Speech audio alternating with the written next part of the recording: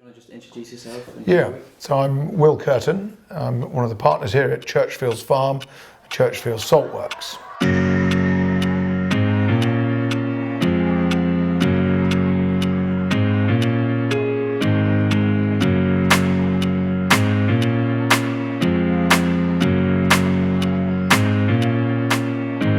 Droitwich has been famous for many centuries for its salt. We're not a sea salt, we are a spring salt.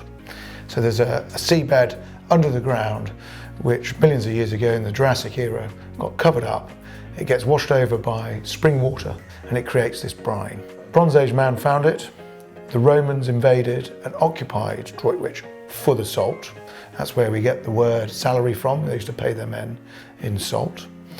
It was mentioned in the Domesday Book, and in medieval times in 1215 King John awarded Droitwich a royal charter because of the importance of its salt. So this is a bottle of the brine that we've recently collected. You know, people say to me, what colour is the brine? Is it brown? Is it blue? It looks like water. The only difference would be when you taste it. You know, that is a lot of salt in that. But the purity of that brine, you know, the fact that it's been locked underground, it hasn't seen the light of day for hundreds of thousands of years, if not millions of years. It hasn't been exposed to anything that's in the atmosphere today, makes it a very unique product.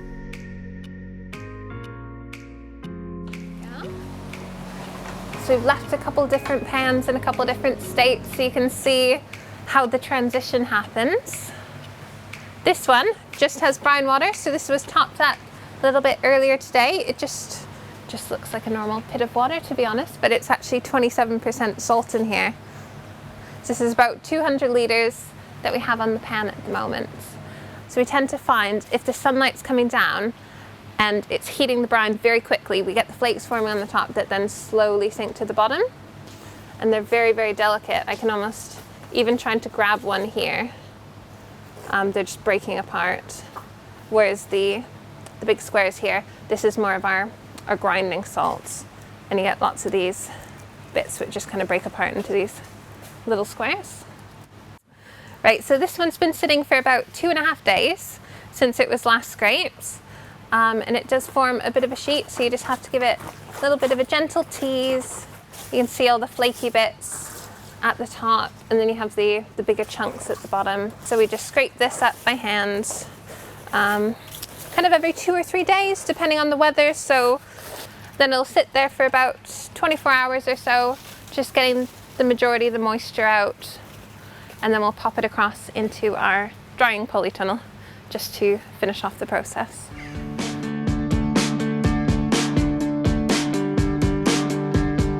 So once our salt is dried for about a day or so on the pans and the sieves, we bring it through to here, and then we just put it in these trays and just let it kind of naturally dry off a bit.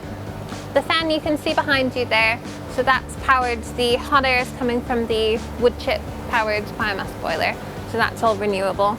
And then we just have a dehumidifier as well, which helps to take the worst of the moisture out of the air.